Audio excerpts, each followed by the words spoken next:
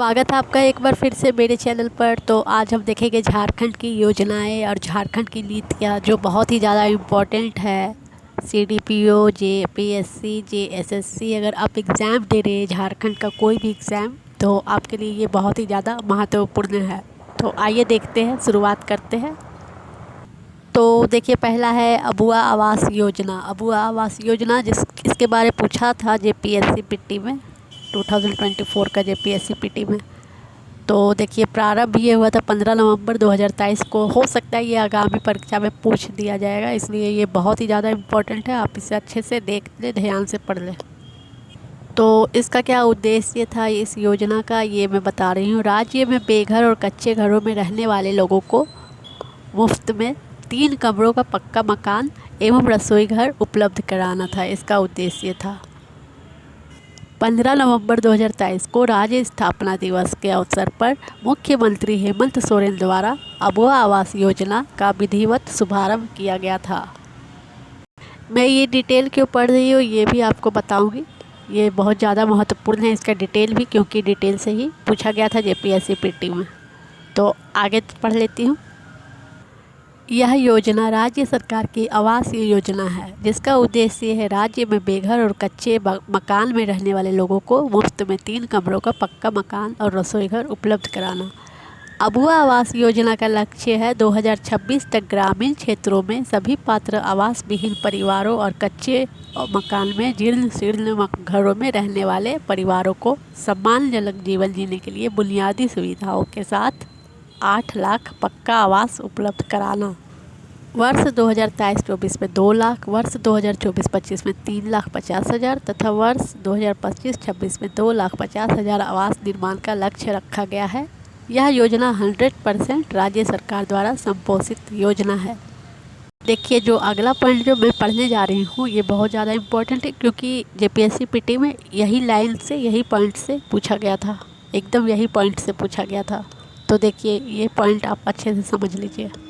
देखिए, इस योजना के पात्र केवल झारखंड के स्थायी निवासी होंगे। राज्य के उन सभी परिवारों को इस योजना का लाभ प्रदान किया जाएगा जिन्हें राज्य सरकार अथवा केंद्र सरकार द्वारा संचालित योजना का यथा प्रधानमंत्री आवास योजना, ग्रामीण बाबा साहेब अम्बेडकर आवास योजना, बिरसा आवास योजना, इंदिरा आवास योजना इत्यादि आवास का लाभ नहीं मिल पाया है। तो यहीं से पूछा गया था जेपीएससी पीटी में। जेपीएससी पीटी में पूछा गया था कि किन्हें ये आवास का नहीं मिल पाया है, लाभ नहीं मिलता है, ये पूछा गया था जेपीएससी पीटी में। और यहाँ ऑप्शन भी दिया गया था कि प्रधानमंत्री आवास योजना का जिसे लाभ मिल चुका है उसे ये मिलेगा या नहीं, ये ऑप्शन में लिखा हुआ था साफ साफ। तो यहाँ पर जो है आवास का लाभ नहीं मिल पाया है उसे ही सिर्फ अबुआ आवास योजना का लाभ मिलेगा, जो अभी तक इससे वंचित है। इसी से डायरेक्ट यहीं से क्वेश्चन पूछ लिया गया था, डायरेक्ट यहाँ से क्वेश्चन पूछा गया था। तो कभी कभी डिटेल भी बहुत ज़रूरी होता है जानने के लिए, क्योंकि डायरेक्ट एकदम प्रश्न यहीं से पूछा गया था आपका जेपीएससी पीटी 2024 में, एकदम यहीं से डायरेक्ट पूछा गया था। तो अगला देख लेते हैं क्या है योजना। अगला है झारखंड सीएम फेलोशिप योजना। इसका जो शुभारंभ हुआ था 11 अगस्त 2023 को हुआ था। तो जो गरीब बच्चे हैं उसे विदेशों में शिक्षा ग्रहण के लिए आर्थिक सहायता प्रदान करना इसका उद्देश्य था। तो इसे हम एक ट्रिक से याद कर सकते हैं, फेलोशिप योजना, सीएम फेलोशिप योजना को ट्रिक से हम याद करेंगे। तो देखिए, यहाँ पे फेलो लिखा हुआ है, फेलोशिप। तो फेलो से क्या होगा, फ्लाई हो गया, फेलो से फ्लाई। तो उच्च शिक्षा के लिए फ्लाई, मतलब फ्लाई करते हैं बच्चे को उच्च शिक्षा के लिए विदेश में फ़्लाइट से भेजते हैं, ठीक है, हवाई जहाज़ से फ्लाई करवा के विदेश में भेजते हैं उच्च शिक्षा के लिए। तो यहाँ से आप थोड़ा सा ट्रिक लगाइएगा, फेलोशिप योजना किस बारे में अगर ऐसा पूछा जाएगा तो आप याद करके बता सकते हैं ट्रिक से कि ये विदेश में पढ़ने वाले बच्चों के लिए बनाया हुआ है, विदेश में भेज के पढ़ाते हैं सीएम फेलोशिप योजना में, ठीक है। और यह योजना 11 अगस्त 2023 को की गई थी शुरुआत इसकी, 11 अगस्त 2023 को। और जैसे इसमें पीएचडी एमफिल जैसे कोर्स के लिए वित्तीय सहायता दिया जाता है। और 100 विश्वविद्यालय में मुफ्त में पीएचडी और एमफिल करने का अवसर मिलेगा इस योजना के अंतर्गत, और आने जाने का खर्च भी सरकार ही देगी। अगला है झारखंड गोधन न्याय योजना। जैसे गोधन से ही पता चल रहा है ये गौ माता के लिए है, गाय के लिए, पशुपालकों के लिए है। तो पशुपालकों की आय में वृद्धि करने के लिए इस योजना को बनाया गया था 12 जून 2023 को। और इस योजना के अंतर्गत 5 जिलों को पायलट योजना के रूप में शुरुआत किया गया है। 5 जिलों में सबसे पहले, बाद में इसको पूरे राज्य में शुरू कर दिया जाएगा। अभी 5 ही जिलों में ये चल रहा है। इससे क्या होता है, गोबर को ये बनाते हैं, खाद बनाते हैं, कंपोस्ट, वर्मी कंपोस्ट तैयार करते हैं गोबर से और उसको बेचते हैं और किसानों की आय में वृद्धि होती है। अगला है मुख्यमंत्री विशेष छात्रवृत्ति योजना, जिसकी शुरुआत हुई थी 2023 में हेमंत सोरेन सरकार के द्वारा। और इसका जो उद्देश्य है 1 से लेकर 12 तक पढ़ने वाले जनरल छात्रों को, सामान्य वर्ग के छात्रों को छात्रवृत्ति दिया जाता है इसमें। तो विशेष यहाँ पर लिखा है, इससे आपको पता चल जाएगा।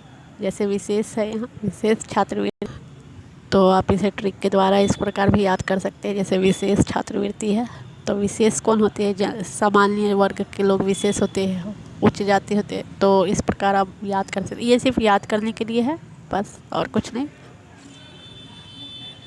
और इसमें जो सामान्य वर्ग के छात्रों को दिया जाता है, पहले से लेकर 4 क्लास तक 500 दिया जाता है, 5 क्लास से 6 क्लास वाले को 1000, और 7 से 10 तक पढ़ने वाले छात्र को 1500, और 11 से लेकर 12 पढ़ने वाले छात्रों को 2300 रुपये दिया जाएगा।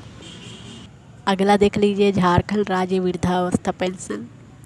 इसकी शुरुआत हुई थी 2023 में। 60 वर्ष से अधिक आयु के नागरिकों को 1000 रुपया प्रतिमाह पेंशन के रूप में दिया जाएगा इसमें। अब ये देखिए, सावित्रीबाई फुले किशोरी समृद्धि योजना, जो सुकन्या योजना था उसके बदले में इसे लाया गया है। तो सुकन्या योजना पहले इसका नाम था, अब इसका नाम है सावित्रीबाई फुले किशोरी समृद्धि योजना। ये हमेशा याद रखिएगा। 2022 में इसकी शुरुआत हुई थी। इसका उद्देश्य 8 से 12 क्लास में पढ़ने वाले छात्राओं को लाभ देना। जब छात्राएँ 8 क्लास में एडमिशन लेगी, 8 में, तो 2500 रुपये दिया जाएगा। 9 में 2500 रुपये दिया जाएगा।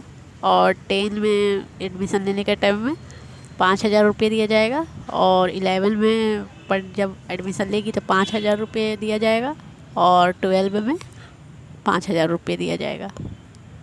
और सब इनकी जब शिक्षा पूरी तरह से ख़त्म हो जाएगी, समाप्त हो जाएगी शिक्षा 12 तक, तो 18-19 वर्ष की जब ये हो जाएगी बालिकाएँ, तो इन्हें 20,000 रुपये दिया जाएगा। टोटल इसमें 40,000 रुपये दिया जाता है। सावित्रीबाई फुले किशोरी इस समृद्धि योजना, इस योजना का नाम है। अगला देखिए, गुरुजी स्टूडेंट क्रेडिट कार्ड स्कीम, जिसकी शुरुआत हुई थी 2022 में। तो गुरुजी स्टूडेंट क्रेडिट कार्ड का मकसद क्या है, लोन देते हैं ये छात्रों को, और इसके अनुसार ये लोन दिया जाएगा। और इसको 15 लाख रुपए तक का लोन दिया जाएगा छात्रों को इसके अंतर्गत। और छात्रों को 4% की साधारण ब्याज दर से इसे वापस लौटाना पड़ेगा बाद में। और इसकी जो गारंटर है वो राज्य सरकार बनेगा। और 15 साल में आप इसका लोन चुका सकते हैं। तो ये लोन वाला जो है, ऋण वाला, इसका नाम है गुरुजी स्टूडेंट क्रेडिट कार्ड स्कीम। जैसे कि इसमें लिखा ही हुआ है, क्रेडिट पर है ये है, तो क्रेडिट कार्ड स्कीम इसको कह सकते हैं। क्रेडिट कार्ड स्कीम मतलब लोन, ऋण से जोड़ के आप इसे याद कर सकते हैं ट्रिक लगा के। अब देखिए, एकलव्य प्रशिक्षण योजना क्या है, ऐसा अगर पूछ दिया जाएगा एग्ज़ाम में तो आप क्या बोलेंगे। तो इसका जो राइट आंसर होगा ये होगा, निःशुल्क प्रतियोगी परीक्षाओं की तैयारी करना इसका उद्देश्य है।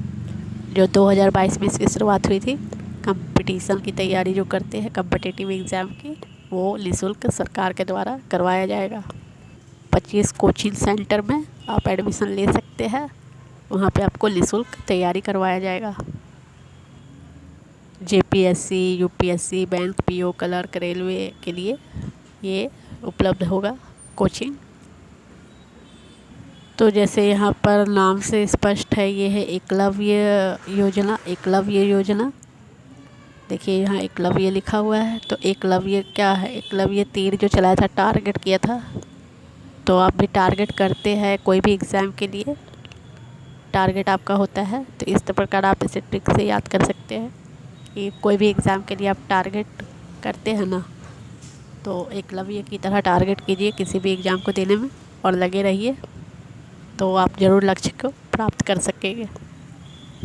अगला है मुख्यमंत्री सारथी योजना, जिसकी शुरुआत हुई थी 2022 में। इसका मकसद है, उद्देश्य है तकनीकी और रोजगार परक प्रशिक्षण प्रदान करना। तो सरकार इसमें सारथी बना है, सरकार जो है सारथी बने हैं और आपको निःशुल्क तकनीकी रोजगार परक प्रशिक्षण प्रदान करेंगे, ट्रेनिंग दी जाएगी रोजगार के लिए।